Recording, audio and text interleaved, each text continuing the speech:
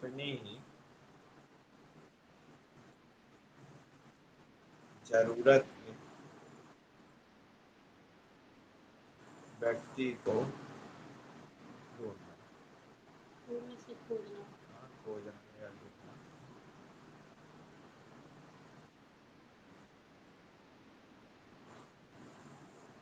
ढूंढने की समस्या, है ना, ये समस्या थी।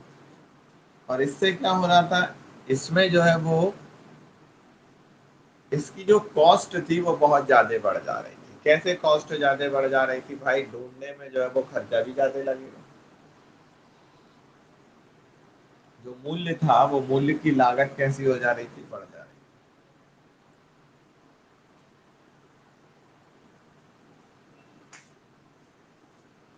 मूल्य लागत बढ़ जा रही थी। ठीक है। दूसरी चीज, अब एक बात बताना, देखो, अगर ए आदमी ने जो है वो ए आदमी ने गेहूं लगाया, ठीक है, और बी आदमी ने जो है वो बी आदमी ने टमाटर लगाए, ठीक है। ए ने गेहूं लगा दिया और बी ने टमाटर। अब एक बात बताओ, गेहूं को ये साल भर रख सकता है ना? क्या ये टमाटर को साल भर रख सकता है? नहीं। तो ये चीज किसको पता है? ए को पता है कि ये बंदा जो है वो साल भर टमाटर नहीं रख सकता है ना, लेकिन मैं साल भर गेहूं रख सकता हूँ। यानी ये वाला बंदा साल भर वस्तु विनिमय कर सकता है, एक्सचेंज कर सकता है, लेकिन ये सिर्फ कुछ टाइम पीरियड के लिए एक्सचेंज कर पाएगा। तो ये क्या कहेगा, ये इससे बार्गेनिंग करेगा। क्या कहेगा कि भाई देख, तू मैं तेरे को, जैसे कि वो ये कह रहा है कि भाई एक काम करो, मेरे से 1 किलोग्राम टमाटर ले लो और मुझको जो है वो 1 किलोग्राम गेहूं दे दो। ठीक है, कौन कह रहा है? बी कह रहा है। इसको पता है कि ये इसके टमाटर ज्यादा लंबे समय तक नहीं चलने वाले, ठीक है, इसके टमाटर जो है वो लंबे समय तक नहीं चलने वाले, और इसके कारण से जो है यहाँ पर ये कुछ समय के लिए कर सकता है ना। तो वो क्या कहेगा, नहीं मैं तुझको 1 किलोग्राम गेहूं नहीं दूंगा, मैं तुझको क्या दूंगा, सिर्फ 500 ग्राम ही गेहूं दूंगा, आधा किलो ही गेहूं दूंगा। ठीक है, तुझे लेना हो तो ले, नहीं तो मत ले। क्यों? क्योंकि इसको पता है कि ये इसको लेना ही पड़ेगा। क्यों? क्योंकि इसको ये लंबे समय तक नहीं रख सकता। यहाँ पर कमोडिटी में स्टोरेज की एक प्रॉब्लम थी, है ना। तो स्टोरेज की प्रॉब्लम होने के कारण से हर व्यक्ति को इसका फायदा नहीं मिल पाता था। ठीक है, तो स्टोरेज की समस्या यानी कि संग्रहण की समस्या, स्टोरेज प्रॉब्लम,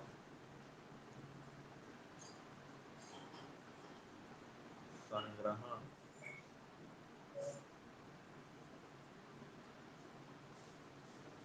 की समस्या, ठीक है, एक स्टोरेज की इनको प्रॉब्लम थी। इस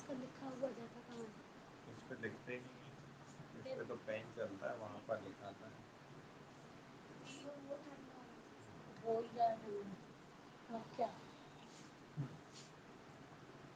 पानी की तरह पियो उसको। ठीक है, अब इससे क्या होता है, संग्रहण की समस्या। अभी मैंने क्या बताया, इससे क्या हो गया, वैल्यू कम हो गई इसकी।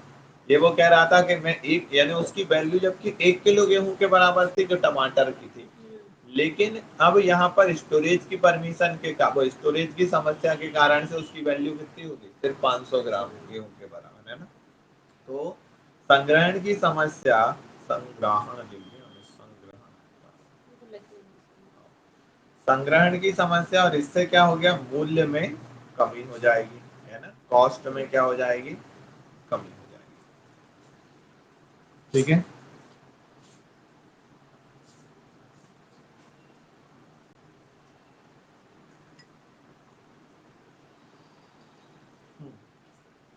फिर उसके बाद में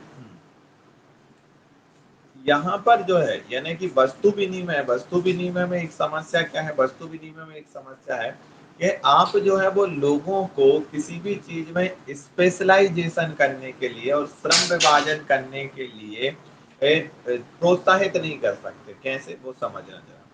जैसे कि अगर मैं बात करूं, आज के समय में ये व्यक्ति जो कि सिर्फ गेहूं पैदा कर रहा है, ठीक है, ये व्यक्ति जो है वो सिर्फ गेहूं पैदा कर रहा है। क्यों गेहूं पैदा कर रहा है? क्योंकि उसको पता है कि अगर उसको जो है वो चावल चाहिए, अगर उसको जो है वो आटा चाहिए, अगर उसको जो है वो मिर्च चाहिए, तेल चाहिए, ठीक है, तो ये सारी उसकी जरूरतें जो है वो ये गेहूं को वो मार्केट में बेचेगा, ठीक है, बाजार में बेचेगा, और बाजार में बेचने के बाद उसके पास पैसे आएंगे, और इस पैसे से वो ये सारी जरूरतें खरीद सकता है। तो वो सिर्फ गेहूं पैदा करेगा, है ना, उसे और किसी चीज की टेंशन है ही नहीं, क्योंकि उसको ये अच्छे से पता है कि उसने जो गेहूं पैदा किया है वो गेहूं को मैं बाजार में बेच के कोई भी चीज खरीद सकता हूँ, है ना। पूरे ईयर चलेगा। नहीं, पूरे ईयर नहीं, अगर तुम गेहूं को बेचोगे तो गेहूं को बेचोगे तो रुपए आएगा, और उससे तुम दुनिया की कोई भी चीज खरीद सकते हो, जो भी बाजार में उपलब्ध है वो चीजें खरीद सकते हो, ठीक है। लेकिन वस्तु विनिमय में क्या था, वस्तु, अब देखो इससे क्या होगा, इससे जो है वो ए आदमी इनकरेज होगा, ए आदमी प्रोत्साहित होगा गेहूं पैदा करने के लिए, क्यों, तो उसको पता है ये गेहूं मेरी हर जरूरतें पूरी कर सकता है, तो वो ज्यादा से ज्यादा इसकी उत्पादन में वृद्धि करेगा, है ना, ज्यादा से ज्यादा इस पर ध्यान देगा। लेकिन वहीं पर वस्तु विनिमय में क्या होता था, एक आदमी को पता है कि मैंने अगर गेहूं लगाया है, अब अगर सोचो कि मूल्य जैसी चीजें होती नहीं, इसको हटा दें अगर, ठीक है, तो अब इस आदमी को पता है मैंने जो गेहूं लगाया है, अगर मुझे चावल चाहिए तो मुझे कोई ऐसा आदमी ढूंढना पड़ेगा जिसको गेहूं की जरूरत है ना, और जिसके पास चावल है ना।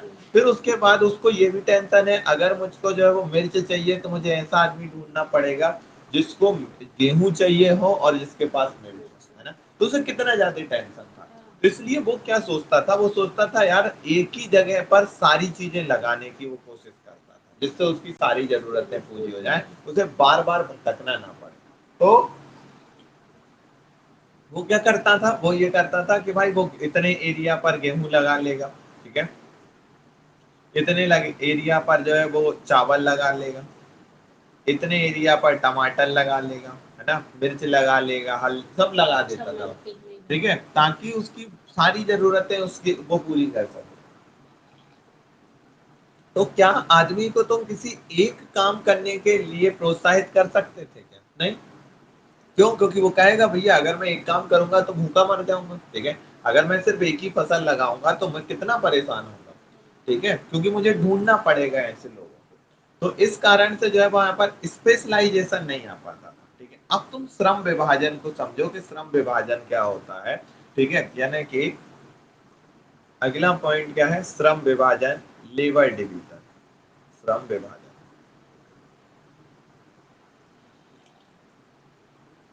श्रम विभाजन का मतलब, लेबर डिवीजन का मतलब ये होता है कि देखो ध्यान से समझना, ये तुम्हारा पूरा घर है, ठीक है, अब घर में जो है वो सबके अलग अलग काम है ना। अब घर में सबके अलग अलग काम कैसे हैं, ध्यान से समझो कि भाई यहाँ पर जो है तुम 4 लोग रह रहे हो, ए बी सी डी। तुमने क्या कहा, ए से कह दिया कि भैया एक काम कर, तेरा काम जो है वो गाय भैंस को संभालने का है, तेरा काम डेयरी को देखने का है, ठीक है, तो गाय भैंस को कौन संभालेगा, कि ए संभालेगा, ठीक है। बी से क्या कहा, बी से कहा कि भैया तेरा काम ये है कि तू जो है वो फसलों में पानी देगा, ठीक है, यानी कि फसल को संभालेगा कौन, बी संभाल लेगा।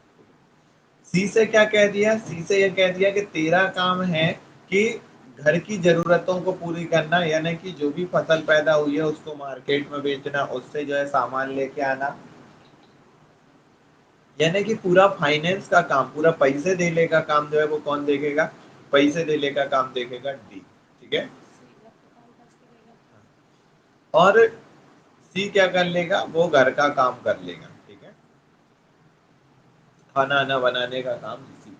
तो ऐसे क्या होगा, श्रम अलग अलग तरीके से विभाजित हो गया, है ना, कोई कुछ कर रहा है, कोई कुछ कर रहा है, कोई कुछ कर रहा है, इस चीज को हम क्या कह रहे हैं, श्रम विभाजन कहते हैं। ये चीज तुम्हें समझ में आ गई, श्रम विभाजन।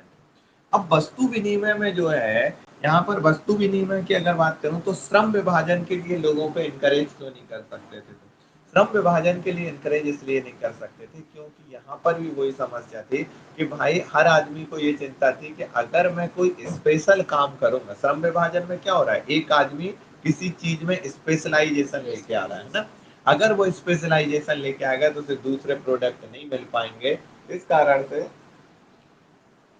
वो श्रम विभाजन में नहीं उलझता था, ठीक है, लेबर डिवीजन में वो नहीं उलझता था। आई होप आपको ये चीजें समझ में आ गई होंगी, ठीक है। अब इनको जरा अपन लिख लेते हैं, यहाँ तक तो तुमने लिख लिया था, संग्रहण की समस्या, और संग्रहण की समस्या से क्या होता है, मूल्य में कमी होती है। ठीक है, फिर उसके बाद जो है अब लिखो कि लोगों को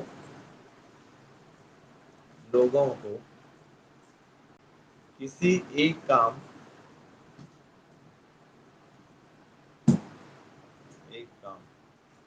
को करने के लिए प्रोत्साहित नहीं किया जा सकता।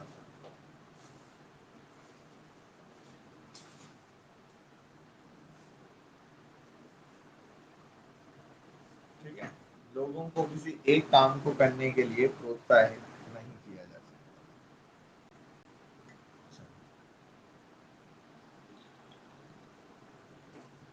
अब हम बात करते हैं फंजिबिलिटी की।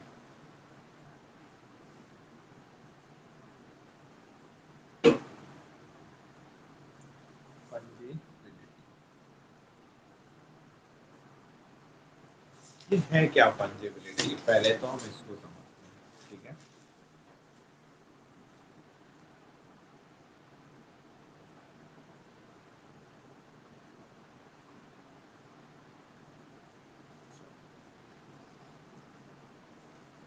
फंजिबल आइटम, फंजिबल आइटम वो आइटम होते हैं जिनको आप डिवाइड कर सकें, जिनको आप अलग अलग चीजों में बांट सकें। देखो कैसे, जैसे कि अगर तुम्हारे पास तो जो है वो 2000 का नोट है। ठीक है, तुम्हारे पास 2000 का नोट है। अब तुम जो है वो इस 2000 के नोट के कितने टुकड़े कर सकते हो कि इस 2000 नोट के तुम अगर चाहो तो 200 के नोट में ऐसे 10 नोट ले सकते हो। किसी को 2000 का नोट दो और उससे कहो 200 के 10 नोट दे दे, वो दे देगा। ठीक है, तुम चाहो तो 100 के जो है वो 20 नोट ले सकते हो, है ना। तुम चाहो, हाँ, तुम चाहो तो यहाँ पर जो है वो 500 का नोट चलता है। चल रहा है है? और क्या। अच्छा, हमने देखा नहीं कई दिन से।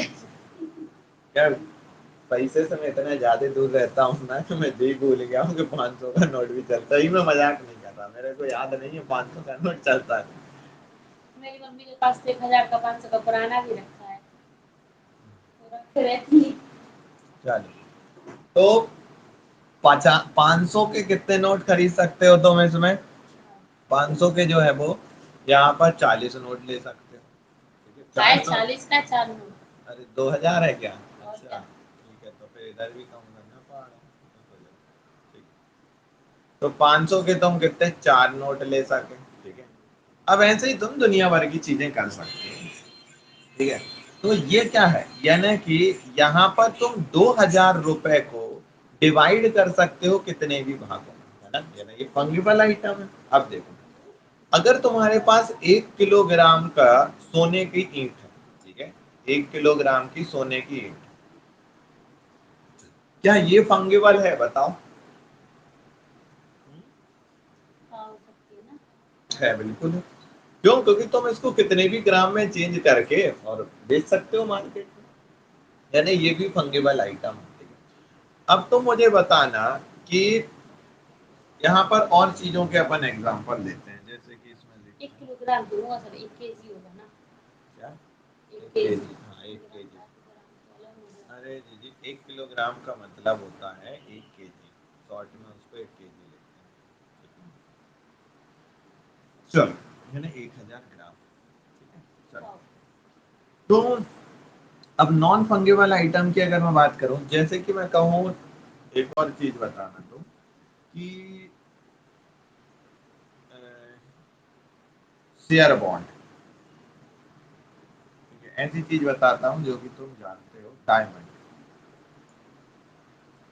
डायमंड की अगर मैं बात करूं तो डायमंड बताओ फंगिबल आइटम है या नहीं? ऐसा नहीं होगा, क्योंकि उसको तोड़ नहीं सकते ना। डायमंड को तुम तोड़ तो सकते हो। ठीक है, लेकिन उसकी जब तुम, वैल्यू कम हो जाएगी। हाँ जी बिल्कुल सही बात है कि भाई अगर 1 किलो ईंट के अगर तुमने कितने भी टुकड़े कर लो उसकी उतनी वैल्यू रहने वाली है, लेकिन डायमंड के जैसे ही तुम टुकड़े करोगे उसकी वैल्यू कम हो जाएगी, क्योंकि गिर तुम जाएगी, तोड़ बिल्कुल के, गिर हाँ, जाएगी। क्योंकि डायमंड को तोड़ के तुम बेच नहीं सकते हो। क्यों? क्योंकि तोड़ के बेचोगे तो फिर उसमें फिनिशिंग लानी पड़ेगी, ऐसे ही थोड़ी टुकड़े थोड़ी बेच दोगे उसके। अरे डायमंड एक शेप होता है ना उसका जब वो हाँ। बेचता है, तो जब तुम फिनिशिंग लाओगे घिसोगे तो बहुत सारा डायमंड चला जाएगा। तो इस कारण से तुम डायमंड की अगर बात करो तो डायमंड फंगिबल आइटम नहीं है, ठीक है। फिर उसके बाद में अगर मैं बात करूं कि यहाँ पर जैसे कि शेयर की, तो शेयर का मतलब क्या होता है, जो शेयर मार्केट से तुम शेयर खरीदते हो उस शेयर की मैं बात करूं, ठीक है। तो तुमने कोई शेयर जो है वो 1000 रुपए में खरीदा, अब तुमने जो 1000 में खरीदा उसके तुम टुकड़े नहीं करवा सकते, ठीक है। तुम किसी से ये नहीं कह सकते कि काम कर भैया मेरे को जो है वो 100 के 10 शेयर दे दे, नहीं हो सकता, क्योंकि वो एक शेयर की वैल्यू ही 1000 रुपए है, ठीक है। तो ये जो है वो कैसा है, नॉन फंगेबल आइटम है, यानी कि ऐसे आइटम जिन्हें तुम तोड़ोगे तो तोड़ने के बाद में, जैसे कि मैं कहूँ एक या तो उनकी वैल्यू नहीं दरवाजा, बचेगी या हाँ फिर टूटेगी। जैसे दरवाजा, तुमने कोई दरवाजा अच्छा शानदार सा दरवाजा 20,000 रुपए में खरीदा, तो क्या ये फंगेबल है बताओ? नहीं, नॉन फंगेबल है। नॉन फंगेबल है, क्योंकि इसको तुम टुकड़े नहीं कर सकते, है ना। तो तुम फंगेबल और नॉन फंगेबल आइटम में, फंजिबल और नॉन फंजिबल आइटम में अंतर समझ गए होंगे, ठीक है, क्या होता है फंजिबल और क्या होता है नॉन फंजिबल, क्लियर है। अब तुम यहाँ पर बताओ, क्या कोई कमोडिटी फंगिबल फंजिबल आइटम है? या नहीं, कि कमोडिटी मतलब तुम्हारा जो भी प्रोडक्ट है, गेहूं है, वस्तु विनिमय में जो भी चीजें लगती है, अच्छा, वो फंजिबल है या नहीं है? तो देखो फंगेबल है तो फंजिबल है या है नहीं है, तो है फंगेबल। तो तो देखो उसको मतलब वो एक मतलब कि जैसे कि अगर 1 क्विंटल है तो उसको 50-25 केजी उसमें मतलब डिवाइड कर सकती हो, उसकी वैल्यू भी वही रहेगी। बिल्कुल। तो कुछ चीजें ऐसी हैं जो कि फंजिबल हैं, कुछ चीजें ऐसी हैं जो कि फंजिबल नहीं नहीं है, है ठीक है। तो कुछ तो नहीं है। यहाँ पर ये प्रॉब्लम आती थी, फंजिबिलिटी की प्रॉब्लम क्या आती थी, कि फंजिबिलिटी की प्रॉब्लम ये आती थी कि कुछ वस्तुएं ऐसी थी जो कि फंजिबल थी, कुछ वस्तुएं ऐसी थी जो कि फंजिबल नहीं थी, जैसे कि मैंने दरवाजा बताया, दरवाजा क्या था, फंजिबल नहीं है, ठीक है। तो ऐसा समझ में आया। तो चीजें जो है वो फंजिबिलिटी क्या है, आवाज कट रही है, अभी भी कट रही है क्या शुभम? शुभम,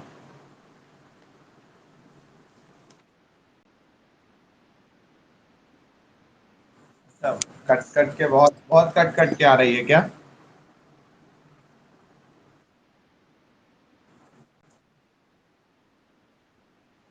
चलो ठीक है, नेटवर्क भी इशू रह रहा है आजकल।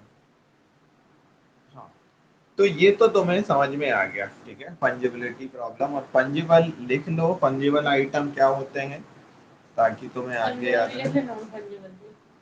फंजिबल ही हाँ, पहले फंजिबल लिख लो। वह वस्तु है जो डिवाइड फंजिबल आइटम में क्या है, कि वह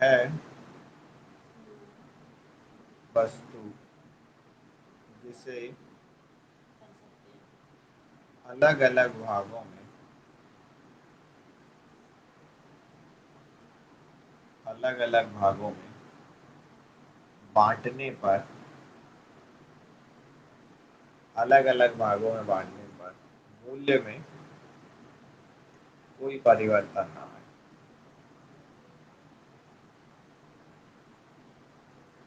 कोई परिवर्तन।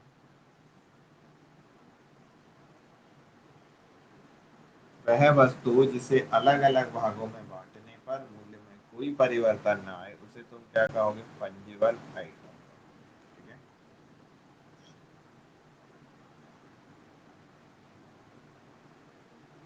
अब बात करते हैं मनी की।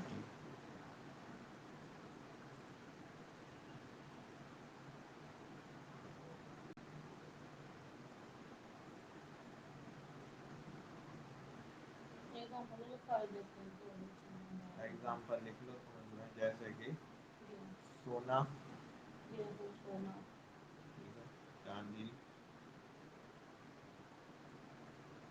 दालें। फिर ये उसके बाद फंगेबल है। हाँ, रुपए, करेंसी नोट। तो उस समय करेंसी कहाँ थी? अरे अभी क्या बता रहा हूँ मैं तो, करेंसी की स्पेलिंग क्या लिखी है? CURRENCY, currency. अब आगे देखते हैं अपन। तो अपन करते हैं मनी की। ठीक है, मनी में अपन फंक्शन की बात करेंगे, यानी कि पैसे के कार्य। नहीं सर, इसका फंजिबिलिटी लिखवा दी, नॉन फंजिबिलिटी भी लिखवा दो, समझ में आ नॉन जाएगा। फंजिबल तो लिख लेंगे।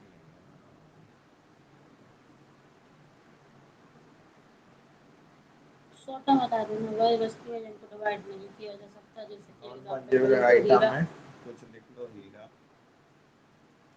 ठीक है, शेयर, बॉन्ड। ठीक है, ये नॉन फंजिबल आइटम। अब अपन देखते हैं मनी के फंक्शन। ठीक है, कि भाई पैसे के काम क्या होते हैं।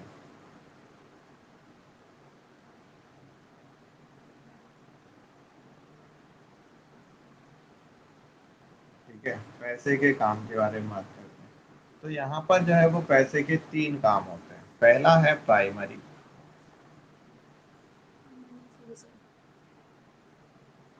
प्राइमरी, ठीक है, प्राइमरी फंक्शन का मतलब क्या होता है, जो कि बहुत प्राथमिक जरूरतें हैं। जैसे कि अगर मैं बात करूं कि, ध्यान से समझना, कि कोई भी एक वस्तु लेते हैं अपन, मान लो फोन की अगर बात करें, तो फोन का प्राइमरी यूजेज क्या है।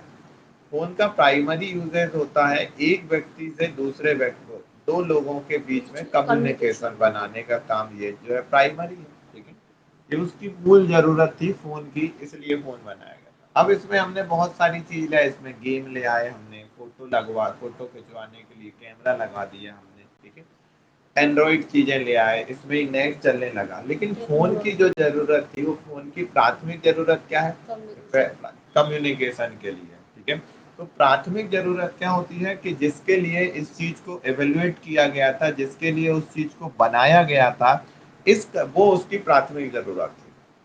तो अगर मैं बात करूं मनी की, तो मनी की प्राथमिक जरूरत क्या थी, किसके लिए हमने मनी को बनाया था।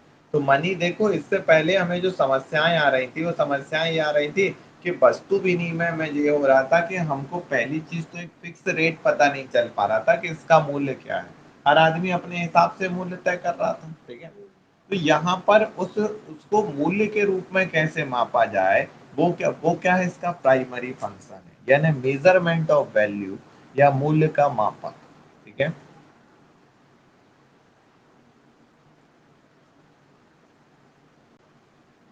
मेजर ऑफ वैल्यू,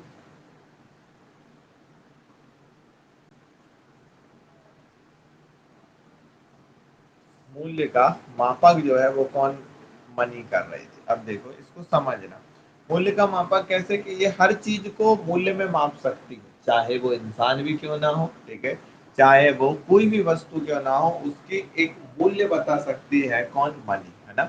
कि भाई अगर मैं कहूँ कि जिस फोन पे मैं पढ़ा रहा हूँ, उसका वो मूल्य में कन्वर्ट कर सकती है। ठीक है, जो खाना तुम खा रहे हो, उसका मूल्य में कन्वर्ट किया जा सकता है। ठीक है, जो पैसे, जो सॉरी, जिन तुम्हारे घर में जो भी चीजें हैं, उसको मूल्य में कन्वर्ट किया जा सकता है। तो यहाँ पर क्या है, कि मेजर ऑफ वैल्यू का मतलब क्या है, मूल्य का मापक, यानी कि इसे मूल्य में बदला जा सकता है। दूसरा दूसरा है मीडियम ऑफ एक्सचेंज। ठीक है, दूसरा क्या होता है, मीडियम ऑफ एक्सचेंज।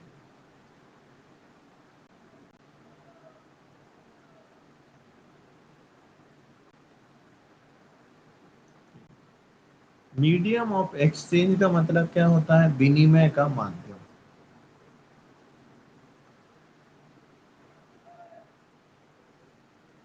विनिमय का,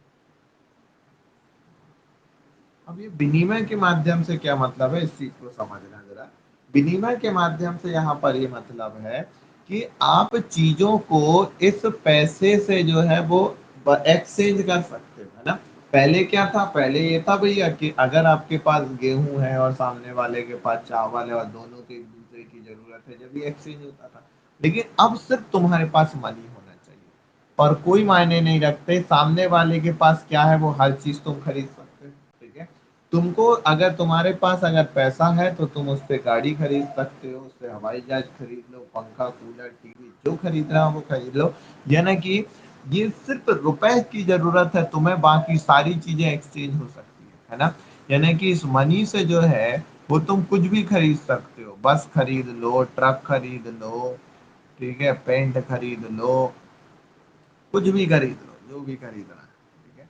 तो ये क्या है, ये कहलाता है मीडियम ऑफ एक्सचेंज। ये प्राइमरी यूजेस थे, इसी के लिए हमने मनी को एवेल्युएट किया था, इसी के लिए हमने मनी को बनाया था। और कोई हम ये हमारी प्राथमिक जरूरत थी, ठीक है। अब जैसे हमने फोन बनाया था, तो याद होगा तुमको, नोकिया 1100 वाला फोन, ठीक है। वो क्या था, उसका एक ही काम होता था, फोन लगा देता था, वो खत्म काम, ठीक है। यानी और वो भी छोड़ो, वो डब्बा वाला फोन जिसको तुम उठा के बात करते थे, नंबर डायल किया, है ना, हाँ, लैंडलाइन, ठीक है, लैंडलाइन। वो क्या था, प्राइमरी फंक्शन था, है ना। सीधा तुमने फोन उठाया और फोन उठाने के बाद नंबर डायल किया और फोन लग जाता था सामने वाले के पास। लेकिन फिर आगे चल के हमने मोबाइल फोन आ, वायर वाला था, बाहर लगी रहती थी। हाँ वही वाला, ठीक है। नहीं, वायर वाला अलग था, लैंडलाइन अलग होता है। एक तो वो था जिसमें वायर हट गए थे, है ना, वो उसको लैंडलाइन बोलते हैं, वायर वाला अलग। वो वही डब्बा ही समझ। फिर फिर उसके बाद में दूसरे तरह के फोन है, अब मोबाइल फोन है। मोबाइल फोन में सेकेंडरी फंक्शन आ गए, कैसे कि अब सिर्फ उससे फोन ही नहीं लगता था, अब तुम उससे गेम भी खेल सकते थे, है ना। हाँ, तो शुरू में तो गेम ही आए थे, एक ही फंक्शन था और का यूज होता था, वो सांप वाला गेम खेल सकते थे नोकिया में। फिर उसके बाद और दूसरा फोन आया जिसमें तुम एफएम भी सुन सकते थे, ठीक है, एफएम वाले फोन आ गए, जिसमें तो अब दो फंक्शन जुड़ गया उसमें। दो फंक्शन कौन से, एक तो तुम उसमें गेम खेल सकते हो और दूसरा तुम उसमें क्या कर सकते हो, एफएम सुन सकते हो। फिर थोड़ा और आया, फिर उसके बाद मल्टीमीडिया फोन आया। मल्टीमीडिया फोन में क्या, मल्टीमीडिया यानी मीडिया ज्यादा, मल्टी रूप में यानी ज्यादा रूप में मीडिया चल रही है। अब उसमें क्या हो गया, उसमें तुम MP3 गाने भी सुन सकते थे, ठीक है। अब तीन फंक्शन जुड़ गए। फिर उसके बाद में वो मल्टीमीडिया थोड़ा और अपडेट हुआ, अब उसमें एक छोटा सा चुन्नू सा कैमरा आ गया 1 मेगापिक्सल का, जिससे तुम बढ़िया अपनी फोटो खींचते थे, जो छोटी सी दिखती थी, जिसको जूम वूम भी नहीं होती थी उसमें, तो है ना, बस जैसी खिंच गई खिंच गई। फिर उसके बाद में थोड़ा और अपडेट हुआ, है ना। अपडेट होने के बाद में जो है वो कैमरे का साइज थोड़ा बढ़ गया, है ना। कैमरे का साइज बढ़ने के बाद 2 मेगापिक्सल, 3 मेगापिक्सल। फिर उसके बाद वो कीपैड हट के जो है वो तुम्हारा स्क्रीन फोन आ गया। अब तो बढ़ते ही जा रहा है। अभी जो है मैं आजकल ही देख रहा था, मोटो ने अपना फोन निकाला है, मोटोरोला ने, साला कितना 128 मेगापिक्सल कैमरा, उससे भी ज्यादा ही था, कहते हैं दिमाग ही खराब हो गया सुन के। ठीक है, अभी वो लॉन्च करेगा कितनी तारीख को, 25-26 तारीख को, वो रेट नहीं बताया अभी। यानी साला DSLR बना के रख दे रहा है फोन है। रेट और बता देता ज्यादा सही रहता। तो ऐसी चीजें हैं, ठीक है। तो समझ रहे हो तुम, देखो आज जो है वो, अगर आज से मैं बात करूं 2 साल पहले की या 1 साल पहले की, अगर मुझे पढ़ाना होता तुम्हें, तो उसके लिए मुझे एक बड़े इंफ्रास्ट्रक्चर की जरूरत होती। यही सारी चीजें करने के लिए जो मैं तुमसे लिख रहा हूँ, उसके लिए बड़े इंफ्रास्ट्रक्चर की जरूरत है। आज मैं एक छोटे से फोन में और तुमको वही की वही सारी फैसिलिटीज प्रोवाइड करा सकता हूँ, सिर्फ एक चीज ऐप की बदौलत, है ना। तो ये सेकेंडरी फंक्शन है सारा। तो सेकेंडरी फंक्शन तुम्हें समझ में आ गया कि सेकेंड, अब तुम सोच के बताओ कि मनी के सेकेंडरी फंक्शन क्या थे। कि शुरुआत में तो हमने जो है वो मनी को सिर्फ इसलिए एवेल्युएट किया था ताकि हम जो है वो मूल्य की वो कर सके, लेकिन अब हमने सेकेंडरी फंक्शन यूज किया, यानी सहायक चीजें की। तो तुम सोच के बता सकते हो कि सेकेंडरी फंक्शन क्या होंगे इसके। सेकेंडरी फंक्शन तो इसके भी ऐसे कि वैल्यू बनाना हो, इस टाइप का सिक्का कि पहले लो लेवल पे लग रहा था, वो बड़े लेवल पे हो रहा है, मतलब कि जैसे दूसरे देशों से आदान प्रदान, तो वो भी वैल्यू ऐसे की वैल्यू से चलो देखते हैं। तो देखो, फर्स्ट फंक्शन तो बहुत झाड़ू लगा नहीं, चल ये उतर नीचे गिर जाए। कुछ नहीं मिलेगा, black black T. Black T भी है, दूध लाने के लिए दूर जाना पड़ता है, नीचे एक दुकान बंद हो गई हमारी।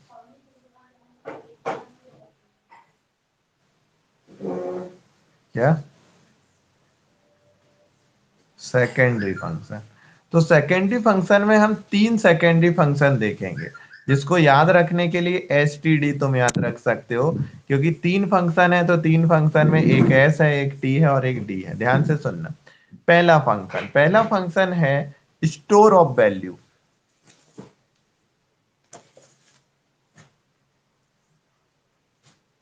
देखो, पहले प्राइमरी फंक्शन में हमने क्या देखा कि भाई प्राइमरी फंक्शन में इसका यूज था मेजर ऑफ वैल्यू, है ना, यानी कि आप चीजों के मूल्य को मेजर करने के लिए यहां पर आप यूज करते थे ना।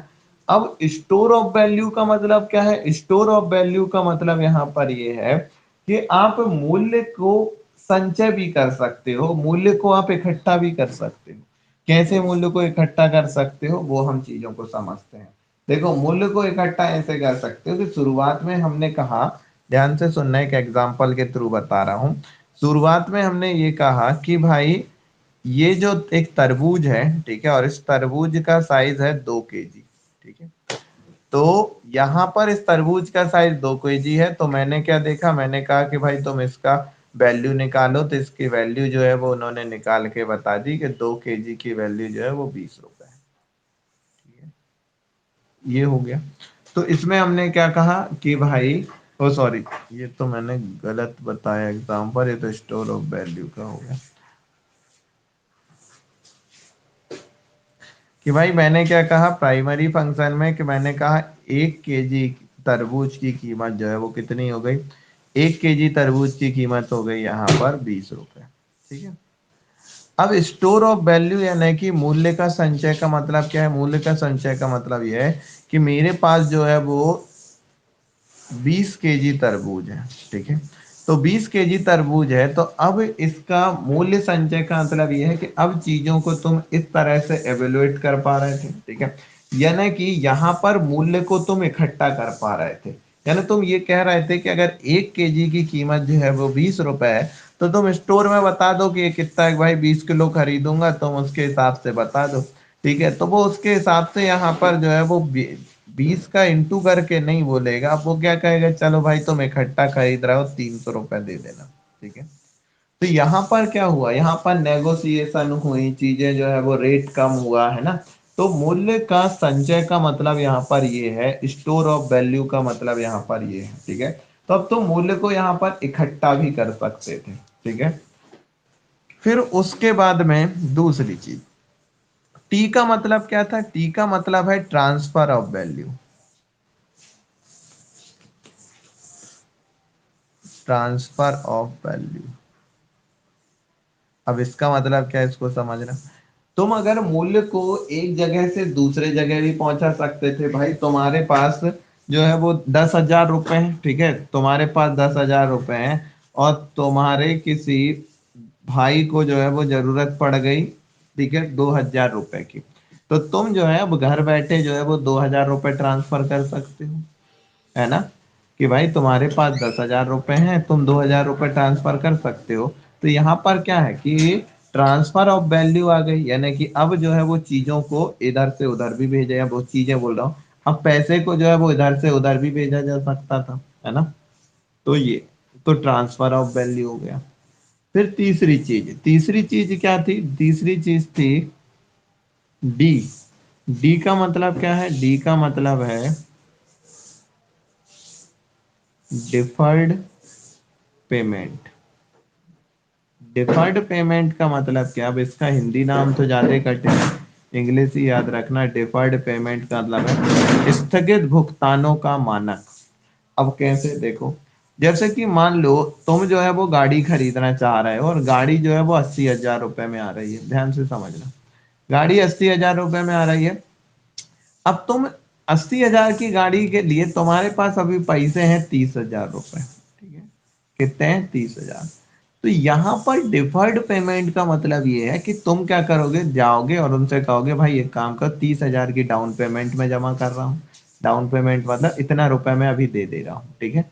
और डाउन पेमेंट, और बचे कितने हजार है? बचे हैं 50,000। तो एक काम करो, 50,000 रुपए की किस्तें बना दो। तो वो कहेगा भैया ब्याज भी लगेगा।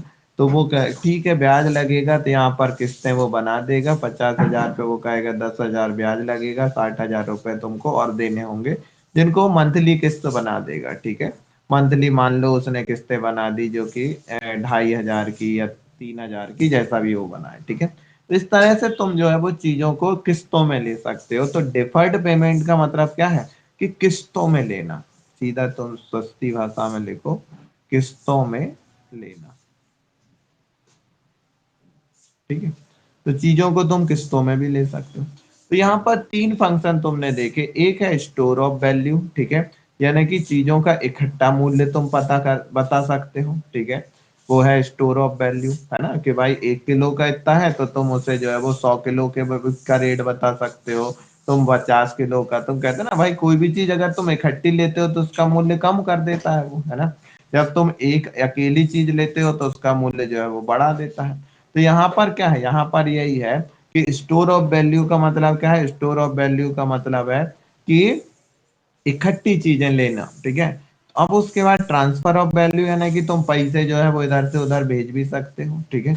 और तीसरा फंक्शन क्या है, डिफर्ड पेमेंट का मतलब है कि तुम जो है वो इंस्टॉलमेंट में भी चीजें ले सकते हो। तो इस तरह से तीन तरह से तुम ये चीजें कर सकते हो, है ना। तो ये कौन से फंक्शन हो गए तुम्हारे, सेकेंडरी फंक्शन हो गए। क्लियर है इतनी चीजें, इतने में कोई दिक्कत। अब हम उसका देख लेते हैं क्या, अगली चीज प्रासंगिकता, यानी कि इसकी इम्पोर्टेंस क्या है ना, मूल्य की इम्पोर्टेंस क्या है, या इंग्लिश में कहें तो कॉन्टिजेंट। अब देखो इकोनॉमी में इंग्लिश वर्ड ही याद रखना ज्यादा बेटर रहेगा, क्योंकि हिंदी वर्ड इतने बेकार होते हैं इसमें कि पहली इम्पोर्टेंट ऑफ चीज तो, मनी, मनी के इम्पोर्टेंट है ना। क्योंकि हिंदी वर्ड पहली चीज याद नहीं रहते, और दूसरी बड़ी समस्या इकोनॉमी में होती है सर ये इतने क्या सारे स्पेल वर्ड। की है इसकी? Contingent, CONTINGENT। ठीक है, तो यहाँ पर अगर मैं इसकी प्रासंगिकता को अगर मैं देखूं तो पहला होता है basis of credit system financial market. तो कैसे, उसको जरा समझना कि basis of credit systems of financial market में क्या है। तो देखो, जैसे कि मान लो मेरे पास पैसा है, ठीक है, मेरे पास जो है वो 10,000 रुपये है, ठीक है, 10,000 रुपये है। अब 10,000 रुपये है तो मैं ये 10,000 रुपये लेकर गया किसके पास, बैंक के पास, ठीक है, बैंक के पास लेके चला गया। बैंक ने मुझसे, मैंने बैंक में ये रखे और बैंक ने मुझे 6% इंटरेस्ट रेट दिया, ठीक है, 6% इंटरेस्ट रेट दिया। अब उसके बाद में जो है वो मैंने ये जो पैसा है, वो बैंक ने ये पैसा जो है वो 14% पर किसी दूसरे बंदे को दे दिया, है ना। बैंक ने ये पैसा 14% पर किसी एक व्यापारी को दे दिया, ठीक है, ये बिजनेसमैन को दे दिया, ठीक है, व्यापारी। अब समझना, व्यापारी ने इस वो ये पैसा लिया और पैसा लेने के बाद इससे कोई बिजनेस चालू किया। अब उसने जो है जो बिजनेस किया उस पर उसे टैक्स भी देना पड़ेगा, ठीक है, उसने जो बिजनेस किया है उस पर उसे किस टैक्स भी देना पड़ेगा। और वो टैक्स किसे देना पड़ेगा, वो टैक्स देना पड़ेगा गवर्नमेंट, वो टैक्स किसे देना पड़ेगा, गवर्नमेंट, है ना। अब गवर्नमेंट ने क्या किया, गवर्नमेंट के पास जो टैक्स आया था वो टैक्स से उसने कल्याणकारी योजनाएं चलाई, ठीक है, किसको, और वो पैसा किसको दिया उसने, वो पैसा वो कल्याणकारी योजनाओं में आम लोगों के लिए योजना चलाई, जैसे कि उसने कुएं खुदवा दिए, ट्यूबवेल खुदवा दिए, रोड बनवा दी, तो ये पैसा किसके पास गया, आम लोग के पास आम गया। लोगों के पास। तो इस तरह से घूम फिर के आम जी लोगों जी के जी पास, जी। है ना। तो ऐसे जो है, यानी कि ये जिसकी मैं बात, हाँ, सिस्टमेटिक हो रहा है। तो यहाँ पर मैं बात करूँ, यहाँ दोनों चीजें मैंने बता दी। तो फाइनेंशियल मार्केट कहाँ कौन सा था, यहाँ पर जैसे हुए पहले जो पॉइंट है कि basis of credit system to financial market, तो ये फाइनेंशियल मार्केट है, इस आदमी ने जो है वो, इस आदमी ने पैसा बैंक में रखा, ठीक है, बैंक वाले ने व्यापारी को दिया, ठीक है, और इसने टैक्स दे दिया, तो ये क्या है, पूरा एक फाइनेंशियल मार्केट है, ठीक है। फिर तो यहाँ पर पहला पॉइंट क्या है, पहला पॉइंट है बेसिस ऑफ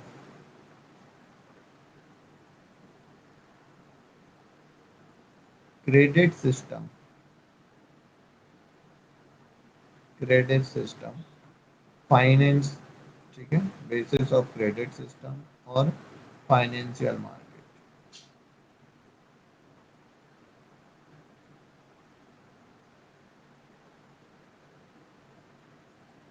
क्लियर है। अब दूसरी बात करते हैं,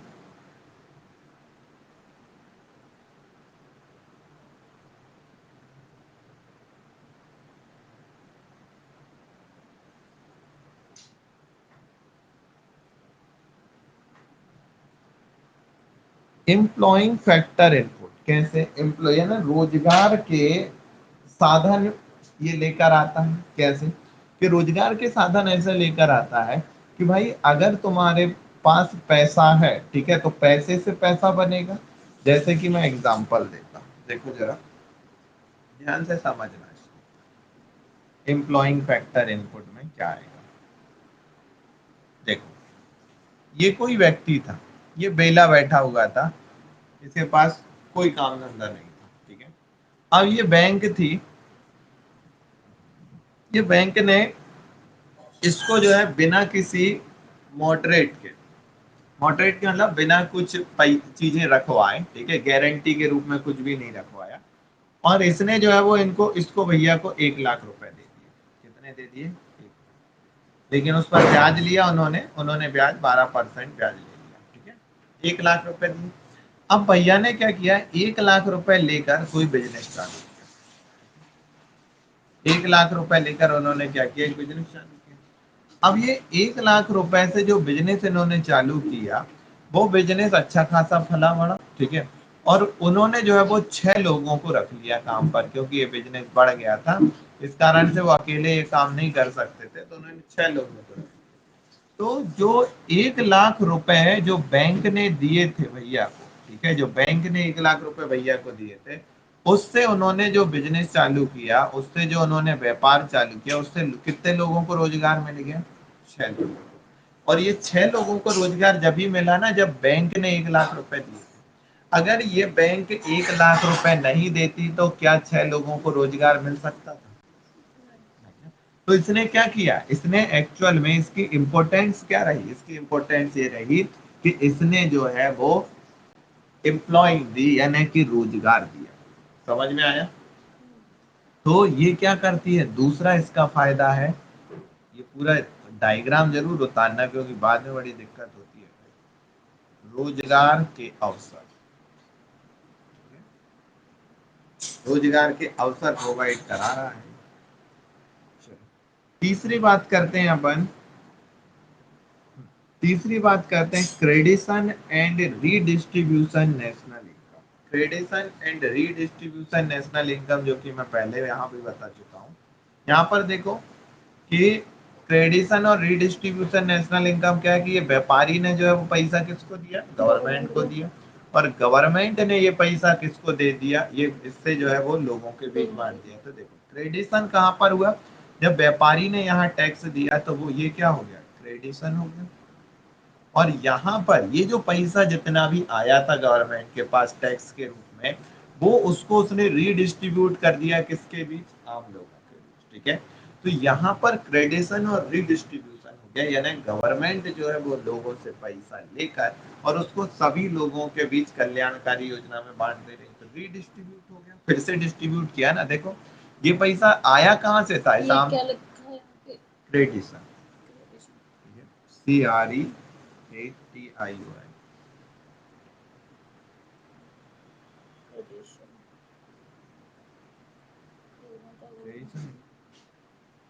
क्रिएशन है वो, क्रिएशन नहीं है, क्रिएशन। और पीपल्स को क्या यहाँ पे हुआ, क्रिएशन मैं पूरा बता देता हूँ कहाँ से कहाँ क्रिएशन हुआ, और क्रिएशन एंड रीडिस्ट्रीब्यूशन,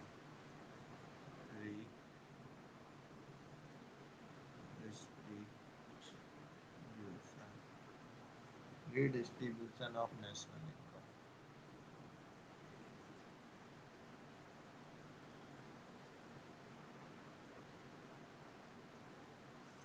तो देखो जैसे कि ये आम आदमी था, और इस आम आदमी ने जो है वो अपना 10,000 रुपए बैंक में जमा किया था, ठीक है। तो जब बैंक में जैसे ही वो जमा करने गया, ये क्या हो गया, क्रिएशन हो गया, ठीक है, यहाँ पर ये क्रिएशन हुआ, ठीक है। फिर उसके बाद बैंक ने पैसा दिया किसको, बैंक ने पैसा दिया बिजनेसमैन को, है ना, ये बिजनेसमैन को उसने पैसा दे दिया, व्यापारी।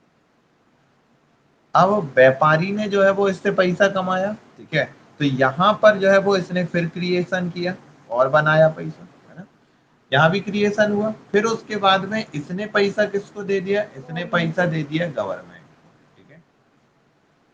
गवर्नमेंट। अब गवर्नमेंट क्या करेगी, गवर्नमेंट रीडिस्ट्रीब्यूशन कर देगी, है ना, वो किसको, आम लोगों के लिए कल्याणकारी योजना बनाएगी, तो ये क्या हो जाएगा, रीडिस्ट्रीब्यूशन। एक सर्कल में बनकर वापस लौटना। तो यहाँ पर दो जगह पर क्रिएशन हुआ, ठीक है, बैंक ने क्रिएशन किया और दूसरी बात व्यापारी ने क्रिएशन किया, ठीक है। बैंक ने कैसे क्रिएशन किया, जो पैसा 10,000 आया था उस पर उसने 6% ब्याज देकर और 12% पे आगे घुमा दिया, ठीक है, यानी 6% उसने प्रॉफिट कमा दिया। इनने क्रिएशन कैसे किया कि इन्हें जो 1 लाख रुपए मिला था उसको उन्होंने बिजनेस में लगाया, और बिजनेस में लगाने के बाद में बहुत तेज काटती है, उसे इन्होंने बिजनेस में लगाया और बिजनेस में लगाने के बाद उन्होंने इससे अच्छा खासा प्रॉफिट बना लिया, ठीक है। तो ये भी क्रिएशन, समझ में आया। तो क्रिएशन और रीडिस्ट्रीब्यूशन ये समझ में आया, तो तीन इसकी इंपॉर्टेंस हैं, ठीक है। पहली तुम समझ गए कि क्या है, बेसिस ऑफ क्रेडिट सिस्टम और फाइनेंशियल मार्केट, ठीक है, ये क्रेडिट सिस्टम है, ठीक है। दूसरा फाइनेंशियल मार्केट के लिए, दूसरी एम्प्लॉइंग फैक्टर, ठीक है, इनपुट, और तीसरी अगर बात करें तो तीसरी क्या रहेगी, तीसरी चीज रहेगी क्रिएशन एंड रीडिस्ट्रीब्यूशन। तो मनी के तुम काम समझ गए होगे कि मनी के फंक्शन क्या है, ठीक है, पैसे के काम क्या है। एक बार और देख लो कि पैसे के काम रिवाइज अगर जल्दी से कराएं तो पैसे के यहाँ पर तीन काम तुम्हें देखने को मिलते हैं। पहला कौन सा होता है, पहला है प्राइमरी, ठीक है, दूसरा कौन सा है, दूसरा है सेकेंडरी, ठीक है, और तीसरा जो काम है वो कौन सा है, प्रासंगिक, ठीक है, क्वांटिटी। प्राइमरी में क्या आते हैं, दो फंक्शन आते हैं, मेजरमेंट ऑफ वैल्यू, ठीक है, मेजरमेंट ऑफ वैल्यू, और दूसरा क्या आता है, दूसरा आता है मीडियम ऑफ एक्सचेंज, है ना। फिर उसके बाद में यहाँ पर अगर बात करें तो यहाँ पर तीन काम आते हैं उनके, एस टी और डी। एस टी डी का मतलब क्या होता है, स्टोर ऑफ वैल्यू, ठीक है, ट्रांसफर ऑफ वैल्यू, और उसके बाद में जो है वो क्या है, डिफर्ड पेमेंट, ठीक है। तो इस तरह से तीन इसके फंक्शन देखने को मिलते हैं। फिर कॉन्टीजेनेंस की अगर बात करें तो कॉन्टीजेंट की अगर बात करें तो इसमें क्या आएगा, बेसिस क्रेडिट सिस्टम आएगा, एम्प्लॉइंग फैक्टर इनपुट आएगा, और उसके बाद क्रिएशन एंड रीडिस्ट्रीब्यूशन यहाँ पर आएगा, ठीक है। अब हम आगे बढ़ते हैं, ठीक है। अब हम देखते हैं एवोल्यूशन, एवोल्यूशन एंड टाइप, यानी कि एवोल्यूशन का मतलब क्या होता है, एवोल्यूशन का मतलब होता है जैसे कि हम पहले बंदर थे, फिर बंदर से जो है वो इंसान बने, तो एक एवोल्यूशन हुआ ना हमारे अंदर, कैसे एकदम से इंसान नहीं बन गए, पहले जो है वो हम, तुमने एक वो एवोल्यूशन वाला एक डायग्राम देखा होगा कि बंदर से इंसान बनने का एवोल्यूशन, कि पहले ऐसा झुका हुआ चलता है वो, है ना, फिर थोड़ा सा वो सीधा होता है, फिर और सीधा होता है, ठीक है, फिर और सीधा होता है, और वो पूरा फिर सीधा हो जाता है। तो ये क्या था, एक एवोल्यूशन था, ठीक है। ऐसे ही मनी भी जो है वो एकदम से यहाँ नहीं पहुंच गई, उसमें भी धीरे धीरे धीरे धीरे एवोल्यूशन हुआ। ऐसे ही हम में भी एवोल्यूशन होता है, ठीक है। तुम बच्चे थे, चीजों को उतना ज्यादा नहीं समझते थे, धीरे धीरे जो है तुम बड़े हुए, चीजों को समझने लगे और चीजों को समझने लगे, तो ऐसे ही जो है वो तुम्हारे अंदर भी चीजों में एवोल्यूशन हुआ। तो एवोल्यूशन हर आदमी में होता है, एवोल्यूशन हर चीजों में होता है। जैसे फोन में एवोल्यूशन हुआ, है ना, कि भाई मैंने जैसे अभी बताया था, नोकिया आया, ठीक है, मल्टी मीडिया आया, स्मार्टफोन आए, एंड्रॉइड फोन आए, ये सब आए, है ना। तो ये क्या था, एवोल्यूशन का दौर था। तो ऐसे ही जो है वो हम बात करेंगे एवोल्यूशन, ठीक है। देखो अभी दौर इतना तेजी से बदलेगा कि अगर हम बात करें 2050 तक, तो जैसे आज अगर किसी के पास नोकिया 1100 है तो तुम उसे बड़े ताजुब से देखते हो, है ना, और कोई ये बड़ी पुरानी बात नहीं है, आज से ज्यादा 7 साल, 7 एक साल हुए हैं, ठीक है, इससे पहले। अब तुम्हें ऐसा लगता है नोकिया 1100 किसी के पास ढूंढने से नहीं मिले, है ना। अरे अपने पास हाँ। 10,000 15,000 मोबाइल तो वाले दूसरों के पास मोबाइल लेते थे, अरे तुमका हाँ, बहुत पुराना है मोबाइल। तो वही हो गया। तो यहाँ पर अगर बात करें, अगर 2050 की मैं बात करूँ तो 2050 तक तो किसी के पास अगर स्मार्टफोन भी दिख गया ना तो वो बड़ी अजीब बात होगी। क्यों? क्योंकि जब तक तो जो है वो ऐसे स्मार्ट कार्ड आ जाएंगे, ठीक है, जो कि फोन की तरह काम करेंगे, ठीक है, फोन की तरह, यानी वो तुम्हारे एटीएम भी बन जाएगा, वही स्मार्ट कार्ड तुम्हारा फोन भी बन जाएगा, वही स्मार्ट कार्ड जो है तुम्हारा क्रेडिट कार्ड बन जाएगा, वही स्मार्ट कार्ड जो है वो तुम्हारा मेट्रो कार्ड बन जाएगा, हर तरह की फैसिलिटी दे देगा। उसके बाद में अब जो है वो ज्यादातर चीजें जो है वैसी रहेंगी जिसमें कि एक बटन दबाओ सामने तुम्हारे स्क्रीन खुलेगी, ठीक है, खुलेगी मतलब जैसे लाइट के थ्रू जो तुमने जैसे कि देख हॉलीवुड मूवी में हॉलीवुड देखते हैं में, वही हाँ शायद बिल्कुल बस सामने बस तुम उसको कर लोगे। तो ऐसी चीजें 2005 तो इतनी, लैपटॉप। हाँ इतनी तेजी से चीजें बदल रही है ना, टेक्नोलॉजी इतनी तेजी से बदल रही है कि तुम आज से 1 साल पहले जो है वो किसी के पास अगर, 1 साल पुरानी बात कर रहा हूँ, किसी के पास अगर तुम देख लेते थे कि भाई 32 मेगापिक्सल कैमरा है, तुम कहते हो वाह कितना शानदार है, ठीक है। आज से 4-5 महीने पहले जो है, जब 64 मेगापिक्सल कैमरा आया था तुम्हें बड़ा लग रहा था, ठीक है। अब जो है वो 100 150 मेगापिक्सल कैमरे आने लगे। तो यहाँ पर इतनी तेजी से चीजें बदल रही हैं टेक्नोलॉजी के साथ, अगर चलोगे आज के समय में तो ही तुम रह सकते हो, ठीक है।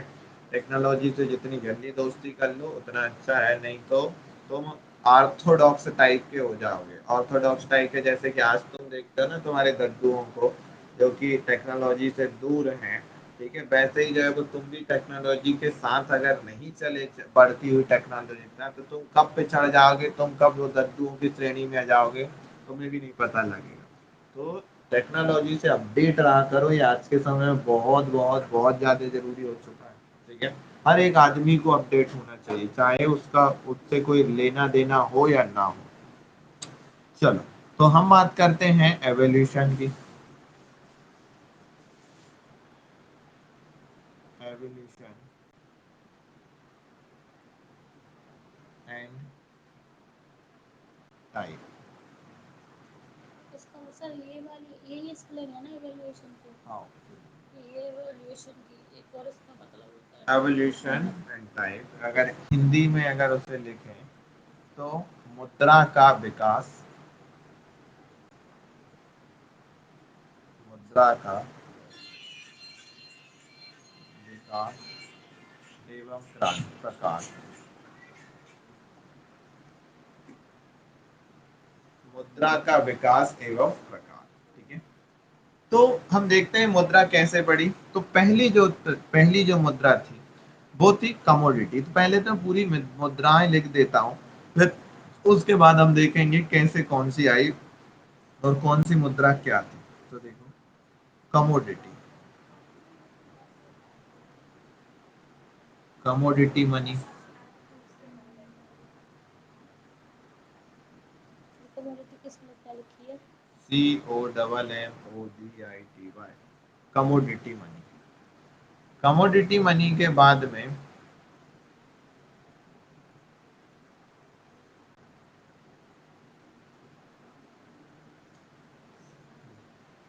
कमोडिटी मनी के बाद में है मेटेलिक मनी।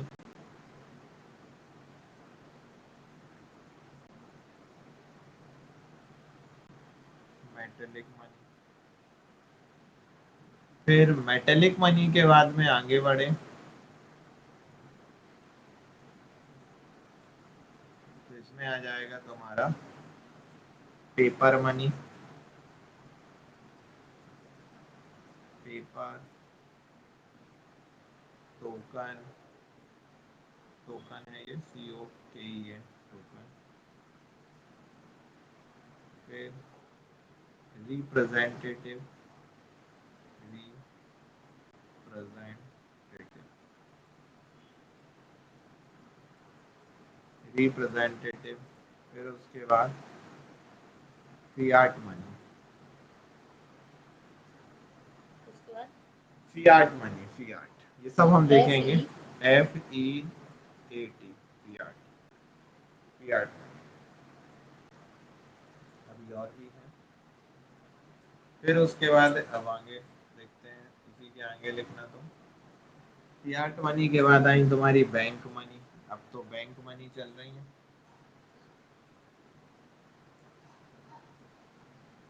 कैश बहुत कम होता जा रहा है।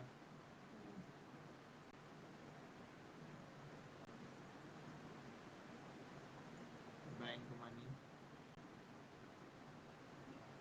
डिपॉजिट मनी,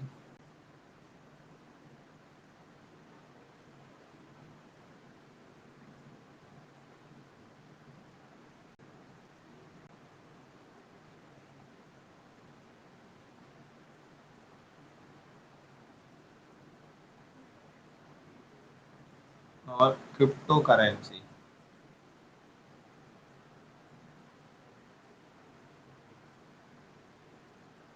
क्रिप्टो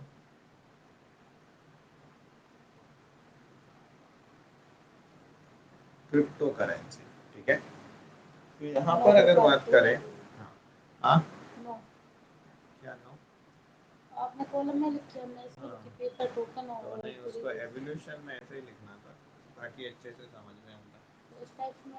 ये तो टाइप हो गए ना, फिर तो कितने टाइप की है। देखिए यहाँ पर इसके बाद ये आई, इसके क्रम था, है जैसे बंदर से फिर धीरे धीरे बढ़ते रहे ऐसा।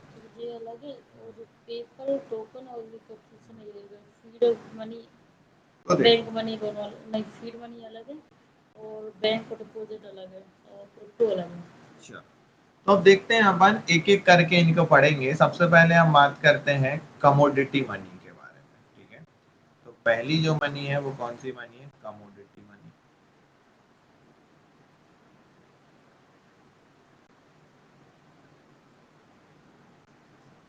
कमोडिटी मनी, तो देखो अगर मैं कमोडिटी मनी की अगर मैं बात करूं तो कमोडिटी मनी का मतलब क्या होता है? कमोडिटी मतलब कोई भी वस्तु, ठीक है। अब वस्तुओं में यहाँ पर कुछ भी आ सकती है। वस्तुओं में जैसे कि यहाँ पर जो है देखो, जो तुम्हारी कॉफी होती थी, कॉफी के बीज को मनी के रूप में यूज किया जाता था, ठीक है। फिर उसके बाद में जो है जो बेल होती थी, बेल के दांतों को मनी के रूप में यूज किया जाता था, ठीक है। फिर उसके बाद में जो गोल्ड होते थे, गोल्ड के छोटे छोटे टुकड़ों को मनी के रूप में यूज किया जाता था। जो कौड़ियां होती हैं, कौड़ियां तुमने सबने देखी होंगी, कौड़ियों को जो है वो मनी के रूप में यूज किया जाता था। तो इस तरह से अलग अलग जगह पर जो है वो अलग अलग तरह की मनी के रूप में यूज, कौड़ियों तुमने ये तो सुना होगा कि इसका जो मूल्य है वो कौड़ियों के दाम, यानी ये चीजें कौड़ियों के दाम बिकेगी, है ना। तो एक्चुअल में होता क्या था कि पहले के समय में जब मुद्रा नहीं बनी थी, जब मूल्य शुरुआती, जब मूल्य का विकास हुआ था, उस समय हम चीजों को खरीदने के लिए, अब हम वस्तु विनिमय जब हमने छोड़ा, यानी कि हम जो है वो अब चीजों को एक्सचेंज करना जब हमने छोड़ दिया, तो हमने फिर किस चीज का यूज किया? हमने यूज किया, जैसे मैं एग्जांपल दूं कौड़ी का, अब ध्यान से समझना है इसको। जैसे कि मैंने एग्जांपल लिया कौड़ी। अब क्या होता था कि कौड़ी को हमने क्या मान लिया? कौड़ी को हमने मान लिया मनी, ठीक है। कौड़ी को हमने क्या मान लिया? मनी मान लिया। और फिर उसके बाद में इस कौड़ी से हम सारी चीजें खरीद सकते थे। हमको गेहूं खरीदना है तो हम कौड़ी से गेहूं खरीद सकते थे।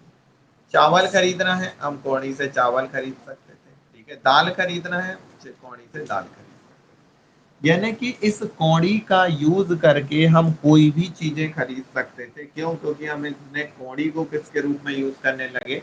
मनी के रूप में यूज करने लगे, ठीक है। बस इसके हर चीज के रेट डिसाइड होते थे कि भाई इतनी कौड़ी में इतना गेहूं मिलेगा, ठीक है। तो कौड़ी और गेहूं के रिलेशन एक बना दिया कि इतनी कौड़ी में इतना गेहूं, इतनी कौड़ी में इतने चावल, ठीक है। तो ये अब इसमें समस्या क्या थी कि भाई अगर ये इतनी अच्छी चीजें चल रही थी तो फिर इसमें समस्या क्या थी?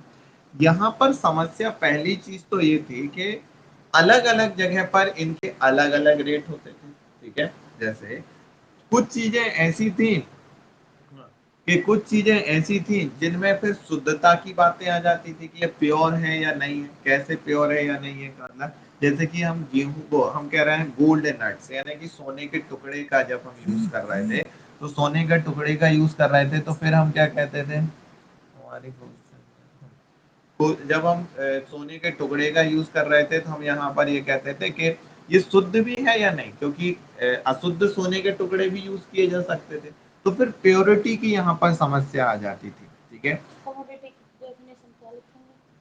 कमोडिटी मतलब होता है वस्तु है और कुछ नहीं, ठीक है। वस्तु मुद्रा, कमोडिटी मनी मतलब वस्तु मुद्रा। जैसे कि कौड़ी है। बहुत सारी चीजें लिखवा दूंगा अभी, ठीक है। फिर उसके बाद में और क्या होता था? और ये होता था कि वो चीजें जो है वो खराब भी हो सकती थी। खराब कैसे हो सकती थी? जैसे कि जो कॉफी के जो बीज है, वो कॉफी के बीज कुछ समय बाद उसमें ऐसा भी हो सकता कीड़े लग जाए, वो खराब हो जाए, ठीक है। तो ये ऐसी मुद्रा थी जो कि खराब हो सकती थी, ठीक है। फिर उसके बाद में कोई जरूरी नहीं ना कि हर आदमी इसको एक्सेप्ट भी करे, क्यों? क्योंकि कौड़ी कौड़ी है, कोई एक्सेप्ट करेगा कोई नहीं करेगा, ठीक है। तो हर आदमी एक सीमित एरिया ही में चल सकती है ये, है ना। हर आदमी उसे एक्सेप्ट नहीं भी करे होगा। फिर उसके बाद में अगर मैं बात करूं आगे, इसको थोड़ा समझे कि फिर उसके बाद और क्या समस्या आ सकती है कि भाई इसकी अगर सप्लाई बढ़ जाए, जैसे कि मान लो समुद्र में बहुत सारी कौड़ियां आ गई, ठीक है, बहुत सारी। तो फिर क्या होगा, लोगों के पास बहुत सारी कौड़ियां हो जाएंगी, बहुत सारी कौड़ियां हो जाएंगी, चीजों के रेट बढ़ जाएंगे, ठीक है। तो रेट फ्लक्चुलेट होते रहेंगे, है ना। तो ये भी चीजें हो सकती हैं। फिर कोई उसे स्टोर कर ले, ठीक है, जैसे कि एक आदमी के पास ढेर सारी कौड़ियां हो गई, तो वो क्या कर सकता है, रेट को फ्लक्चुलेट कर सकता है। तो ये भी प्रॉब्लम हो सकती है, ठीक है। तो इस कारण से कमोडिटी मनी की ये कुछ प्रॉब्लम थी, ठीक है। तो पहले तो हम लिख लेते हैं कमोडिटी मनी कौन कौन सी थी। इसको मैं हटा दे रहा हूँ, दो ही लोग क्लास ले रहे हैं।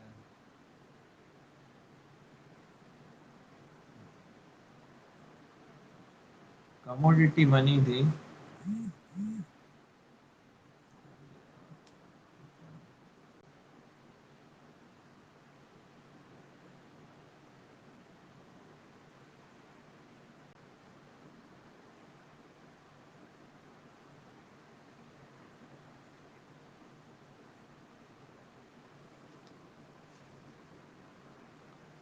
हेलो एवरीवन, इतना बड़ा नहीं है।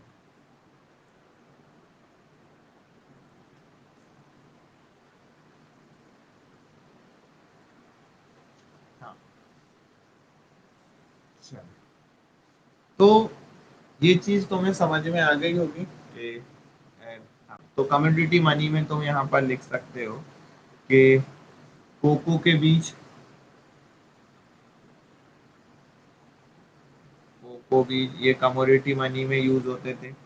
फिर उसके बाद भेल के दांत,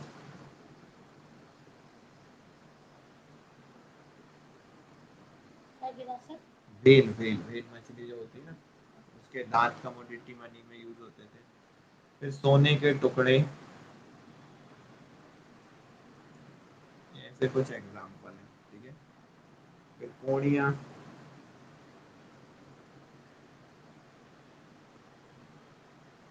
कोड़ियाँ ये जो है वो कमोडिटी मनी में यूज होते थे। अब प्रॉब्लम क्या थी इसकी,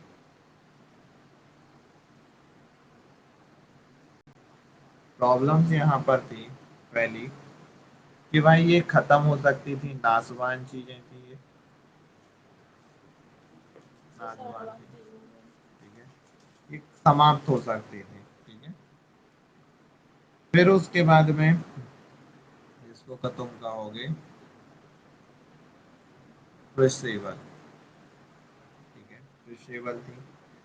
फिर उसके बाद में जो है वो प्योरिटी की समस्या थी, ठीक है, प्योरिटी यानी शुद्धता की समस्या थी, शुद्ध नहीं, अगर ये शुद्ध नहीं है तो प्रॉब्लम हो जाती थी, नॉट प्योर। फिर उसके बाद में तीसरी समस्या क्या थी, वो एक समान नहीं हो सकती, तो भी दिक्कत थी, कोई छोटी है कोई बड़ी है, एक समान था, तो नॉट यूनिफॉर्म, नॉट यूनिफॉर्म।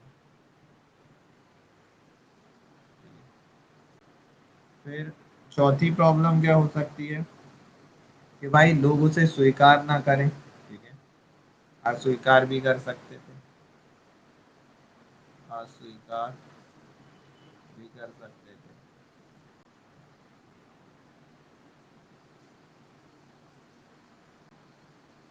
तो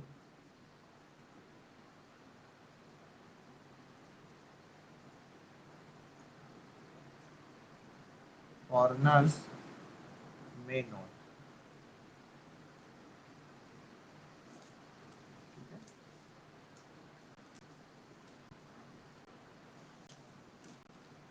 तो ये इसकी कमोडिटी मनी की समस्या है। अब मेटेलिक मनी की हम बात करते हैं कि मेटेलिक मनी क्या थी, धातु मुद्रा क्या थी, ठीक है। अब जो कमोडिटी मनी की प्रॉब्लम होने के कारण से हम कहाँ पर आए, हम आए मेटेलिक मनी पर, ठीक है। कमोडिटी मनी में प्रॉब्लम के कारण से हम किस पर कूदे, हम कूदे मेटेलिक मनी पर।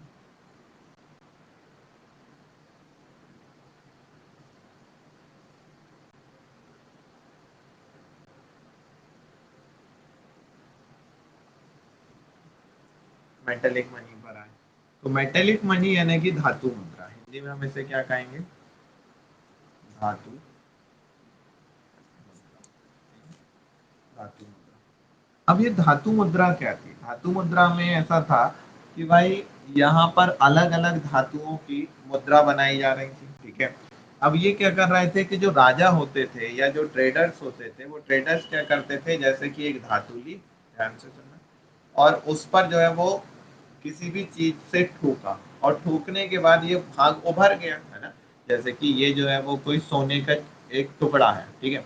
अब यहाँ पर अगर मैं किसी भी चीज का, एक मैंने हाथी के एक वो लिया और उसको ठोक दिया, तो वो दूसरी तरफ हाथी उभर जाएगा, है ना। इनको हम कहते थे आहत मुद्रा, यानी ठोक कर बनाई गई जो मुद्रा होती थी वो क्या कहलाती थी, आहत मुद्रा। अब इसके फायदे क्या होते थे, ये फिर उसके बाद धीरे धीरे इनको अलग अलग शेप में ढाला जाने लगा, ठीक है। तो गलाकर और इनके अलग अलग शेप बनाए जाने लगे। तो इससे होता क्या था, या स्टैंप भी इसके कहते थे, ठीक है। हाँ। तो इससे होता क्या था, पहली चीज तो जो है वो ये ज्यादातर लोगों द्वारा एक्सेप्टेबल थी, ज्यादातर लोग जो है वो इसको एक्सेप्ट कर सकते थे, पहला फायदा। दूसरा फायदा यहाँ पर क्या था, दूसरा फायदा ज्यादातर लोग जो है इस पर ट्रस्ट भी कर सकते थे, ठीक है। ये ट्रस्टफुल भी थी, ज्यादातर लोग इस पर क्या कर सकते थे, ट्रस्ट भी कर सकते थे, ठीक है।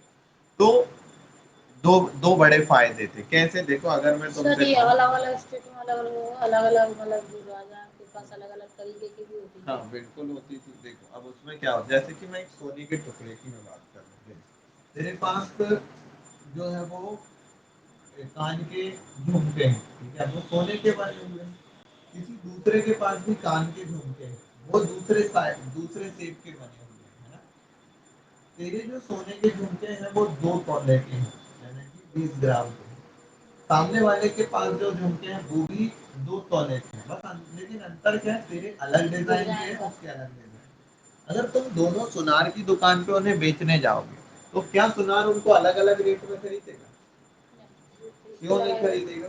क्योंकि वो यहाँ पर क्या देखेगा, वो शेप नहीं देखेगा, तो देखेगा क्या, उसका वजन, है ना। हाँ, और उसमें शुद्धता कितनी है, दोनों के प्योर है मान ले, ठीक है, दोनों के शुद्ध सोने के ही बने हैं, एक ही चीज। तो यहाँ पर क्या देखेगा, यहाँ पर देखेगा शुद्धता, है ना। तो यहाँ पर भी यही है कि भाई देखिए, अगर उसने देखा कि मेटालिक मनी में कि एक राजा ने इसको छापी है, ठीक है, लेकिन वो सोने की है, और अगर वो सोने की है और दूसरे राजा ने भी वो छापी है, वो भी सोने की है, तो सोना तो है ना, और सोना हर जगह एक्सेप्टेबल हो, और हर जगह एक्सेप्टेबल होने के कारण से कोई भी उसे एक्सेप्ट कर लेगा, ठीक है, और मूल्य में भी दिक्कत नहीं है। तो ये चीज यहाँ पर है, क्लियर है। चलो, तो अब कुछ जो है वो यहाँ पर एमसीक्यूज टाइप की चीजें हैं, जैसे कि अगर मैं बात करूँ, सबसे पहले सोने की मुद्रा किसने चलाई थी? सबसे पहले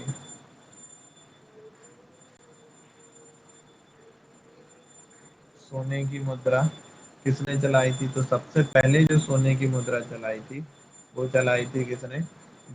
इंडो ग्रीक ने, ठीक है। किसने चलाई थी? इंडो ग्रीक, यानी हिंद यूनानी। यूनानी है इंडो ग्रीक, ठीक है। फिर उसके बाद में आगे देखें तो सब शुद्ध सोने के सिक्के किसने चलाए? शुद्ध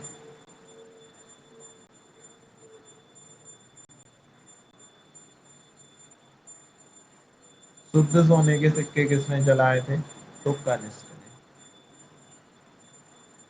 शुद्ध सोने के सिक्के किसने चलाए थे? कनिष्क ने, ठीक है। फिर सर्वाधिक सोने के सिक्के किसने चलाए थे?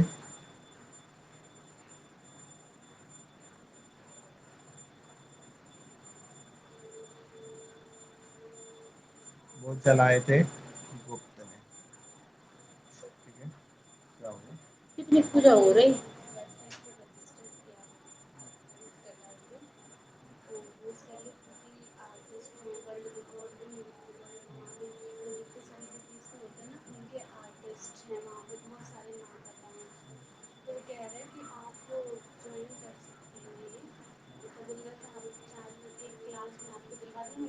तो पर्सनल नंबर दे दिया, उसने फिर लगा मैं हैवी से हैवी डिस्काउंट दिलाने की कोशिश करूँगी, बाकी अभी आप एक एक्सपीरियंस ले लेना, टाइमिंग बताइए उसने दो, मैंने कहा मैं पूछ के बताती हूँ आपको।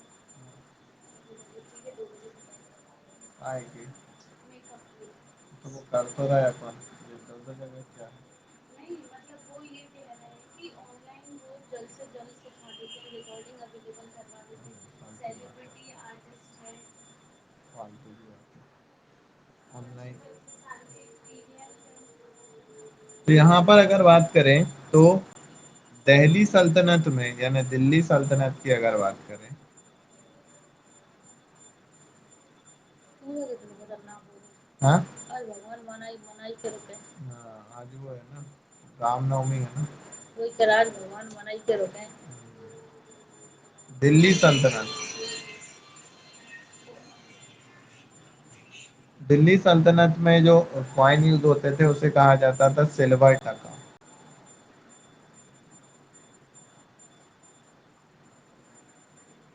सिल्वर टका। फिर उसके बाद में शेर शाह सूरी ने क्या चलाया था, शेर शाह सूरी ने चलाया था दिल्ली में कौन सा? सिल्वर टका। ठीक है, यानी ये चांदी के सिक्के होते थे जिन्हें टका कहा जाता था। शेर शाह सूरी ने चलाया था रुपए। फिर उसके बाद में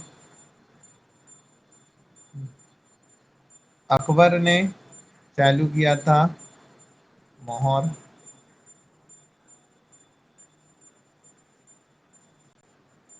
मोहर, ठीक है। तो इस तरह से ये कुछ कॉइन के नाम है, ये वैसे तो नॉर्मली जीके की चीजें हैं उसमें, ठीक है। चलो हम अपन बाकी की चीजें बने कल की बात हो देखेंगे। रही तो सही है, यहाँ पे याद नहीं आ रहा। ठीक है,